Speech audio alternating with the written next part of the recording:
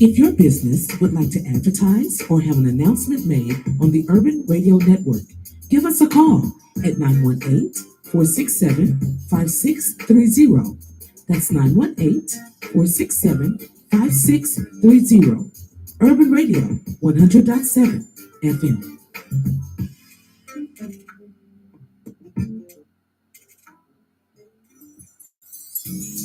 Dynamics of Health with Joy Ladd every Saturday at 12:30 p.m. discussing how to prevent chronic diseases, ways to reduce stress disparities among Black people in our communities. Black health matters. Black wealth is health. So join us for this informative and educational health program, Dynamics of Health, every Saturday at 12:30 p.m. with your host, Joy Ladd. And now, today's message.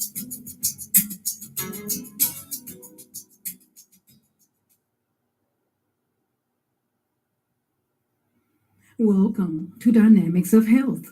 I'm your host, Joy Ladd. When it comes to disease, genetics load the gun.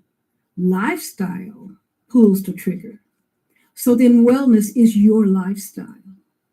On today's program, we will be talking about artificial food coloring and the harmful effects on us. We come into this world attracted to colors as infants. We are drawn to the brightly colored objects. As adults, this captivation continues. Is there any wonder then as to why those who manufacture various food products often add artificial colors to make them more appealable to us? They appeal to our children with multicolored cereal, candies, and snacks, knowing that our children will have some influence on us as parents to buy these products. The colors with all of the sugar content work together to sell these products, as well as the marketing strategies that these companies use. As appealing to the eyes as they may be, artificial food coloring is not safe for our consumption, as astonishing amounts of these foods we eat. It adds to bad health. About 70% of the diet of the average U.S. resident is from processed foods. Much of what we eat would not look appealing if it was not for colored food, the artificial coloring. For example, without coloring, hot dogs would be gray.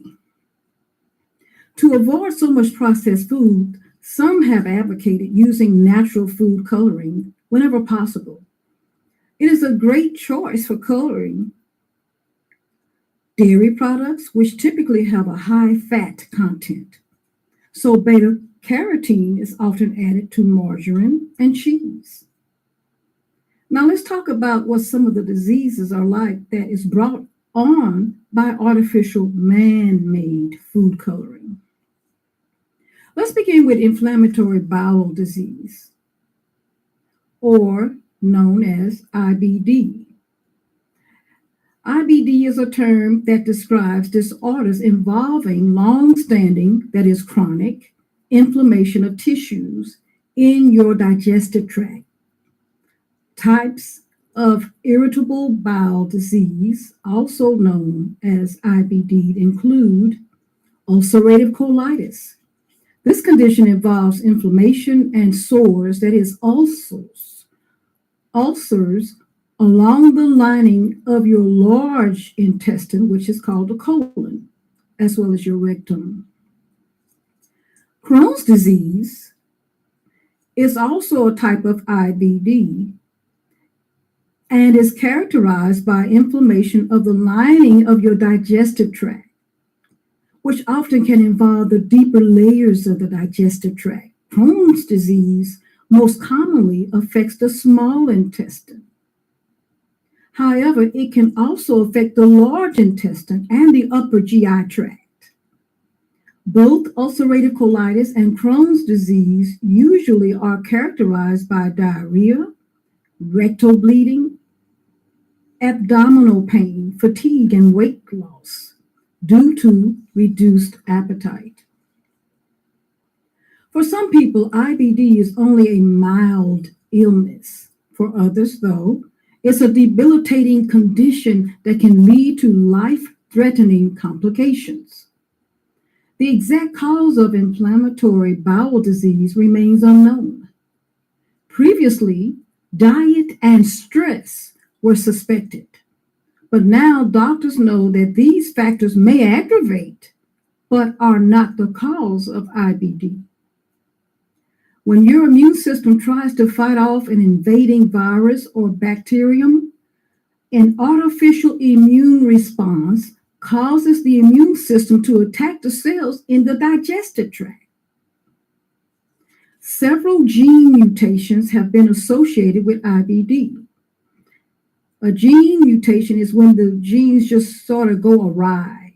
They go outside of their normal route. And so that can lead to disorders and disease. So hereditary also seems to play a role in that IBD is more common in people who have family members with the disease. However, most people with IBD don't have this family history. So you may be asking, what are the risk factors? Age. Most people who develop inflammatory bowel disease are diagnosed before they're 30 years old. But some people don't develop the disease until their 50s or 60s.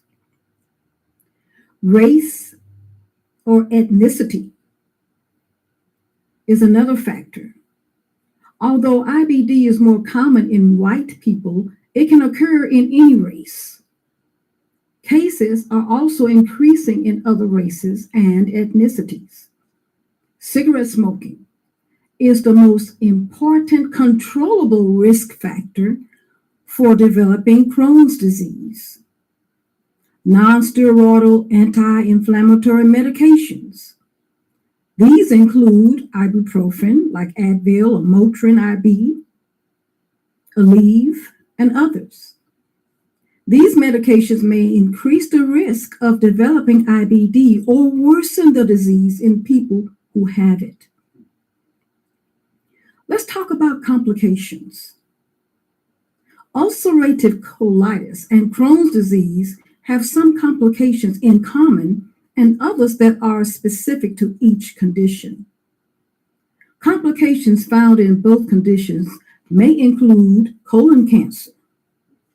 Having ulcerative colitis or Crohn's disease that affects most of your colon can increase your risk of colon cancer. Skin, eye, and joint inflammation. Certain disorders, including arthritis, skin lesions, and eye inflammation, may occur during IBD flare-ups. Medication side effects. Certain medications for IBD are associated with a risk of infections. Some carry a small risk of developing certain cancers. Corticosteroids can be associated with a risk of osteoporosis, high blood pressure, and other conditions. There is an uncommon condition seen in people with IBD. Inflammation causes scarring within the bile ducts. This scarring eventually narrows the ducts, restricting bowel flow. This can eventually cause liver damage. Blood clots.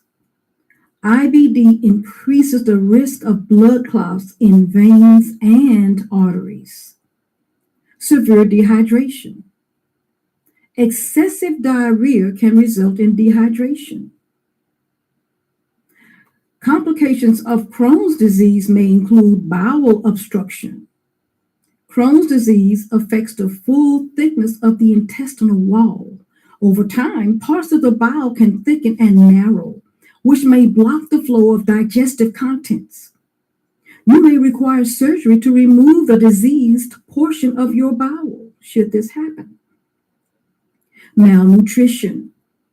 Diarrhea, abdominal pain, and cramping may make it difficult for you to eat or for your intestines to absorb enough nutrients to keep you nourished. And that process happens in your small intestines. It's also common to develop anemia due to low iron or vitamin B12 caused by the disease. Sometimes inflammation can extend completely through the intestinal wall, creating a fistula, an atypical connection between different body parts.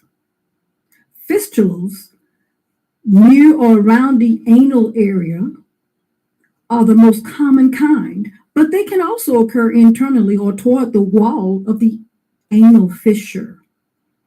This is a small tear in the tissue that lines the anus or in the skin around the anus where infections can occur. It's often associated with painful bowel movements and may lead to other conditions. Complications of ulcerative colitis may include toxic megacolon. Ulcerative colitis may cause the colon to rapidly widen and swell, which is a serious condition known as toxic megacolon. A hole in the colon, which is referred to as a perforated colon. A perforated colon most commonly is caused by toxic megacolon, but it may also occur on its own. What's the takeaway? In a final analysis, the ending conclusion at the end of the day is for us to be smart about what we purchase and eat. Regardless of the appeal, what we should consider is whether the product is safe. Read the label. If the name of the ingredients are long and hard to pronounce, it's harmful. Don't walk, run away from it. This ends today's broadcast. Thanks for sharing your time with us today. We look forward to you tuning in again next week at the same time and the same place for Dynamics of Health. You've been listening to Dynamics of Health with your host, Joy Ladd. Thanks for joining us for this informative broadcast designed to improve your standard of living, to fight preventable chronic diseases, and to promote a healthy lifestyle in the Black community. For more information, call 918-637-2941 and tune in next Saturday at 12:30 p.m. for Dynamics of Health with your host, Joy Ladd, your educational destination for health, here on Urban Radio 100.7 FM.